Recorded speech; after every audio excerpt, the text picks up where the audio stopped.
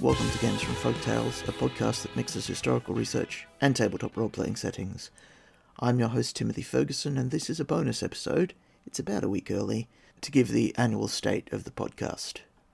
Tonight I'm unable to sleep because I've been bedridden for days with influenza, so I'm sending this out a week in advance. I apologise if I'm not entirely lucid. My wife has noticed that I'm extremely absent-minded on flu medication.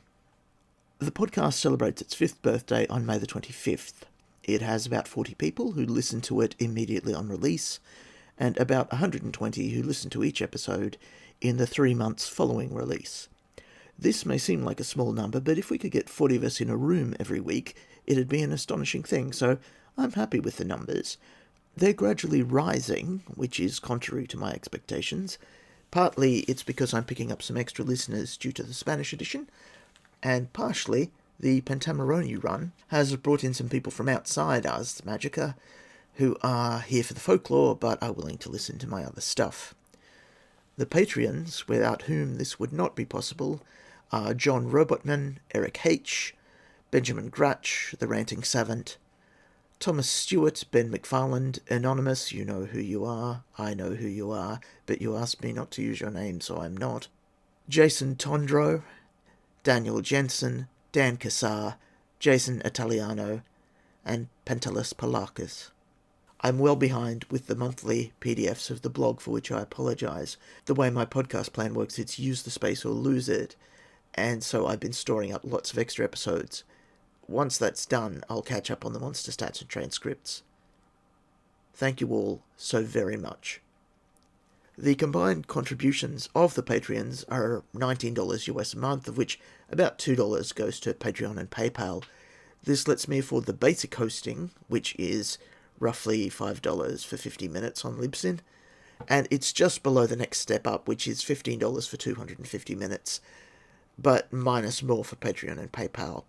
So I save up the extra and splurge it every so often. That's how I've been able to have episodes longer than an hour in some of the recent series.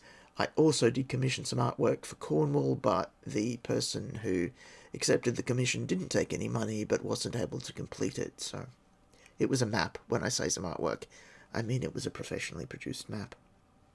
Moving on. The Mystery Man from Outer Space has done some sterling work with corrections on the Cornwall PDF.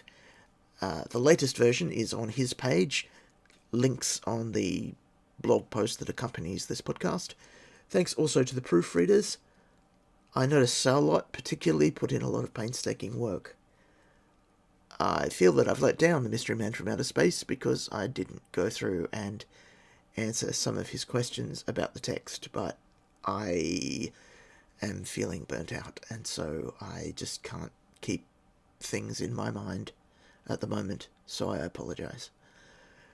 In terms of the health of the podcast, it seems fine, but I can tell I've overstretched myself, so things will settle down to smaller episodes once this month's episodes have run through the system. In March last year, I let the 6 episodes I had in the can all go loose at once so people would have a moment of brightness in lockdown. I've finally rebuilt that backup catalogue. The recorded episodes are in May 20th and 27th, The King of Elfland's Daughter number 9, and Venice, The Stupidest War. June, Pentameroni episode 8, The King of Elfland's Daughter episode 10, and the 2 that aren't recorded will be Was Pendule a Student of Plotinus? Pendule was a magus dedicated to Imogen in the 2nd edition. And Venice, the Place of St. Mark. I'll describe that later. In July, the recorded episodes are Pentameroni Section 9, a Pentameroni bonus episode, The Vampire of Cloglan Grange, which is a revenant, and The King of Elfland's Daughter episode 11. There will be 2 other episodes. I don't know what they're about. One will be Venice. In August, I haven't recorded the Pentameroni Censored Tales 1 episode first yet. It will probably be The Flayed Old Lady from the Sir Richard Burton translation.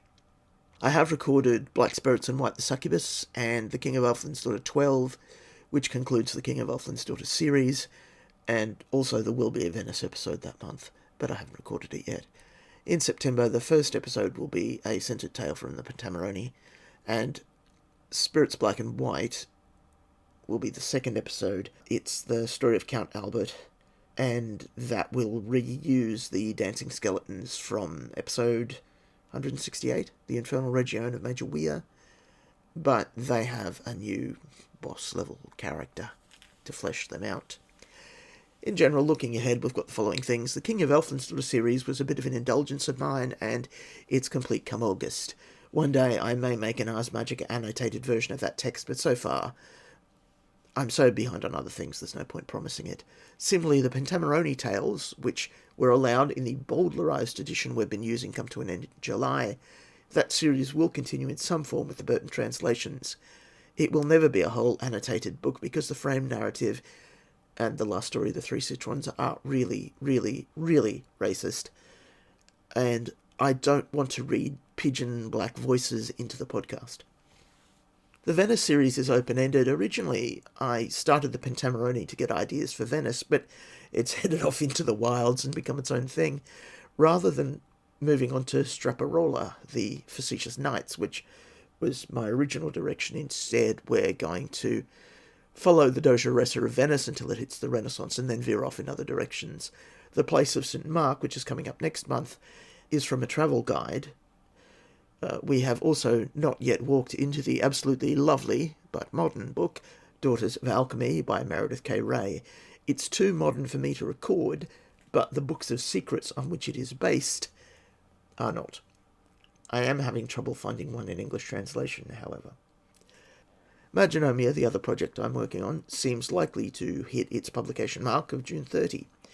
There's information over on the publisher's page, and there's a lovely review out and about, links on the blog that accompanies the podcast. It's a fate-based game of Elizabethan wizards. It was a pleasure to write. I did fly a kite of doing an extra episode a month for this podcast about Magonomia, or splitting it off into a separate podcast.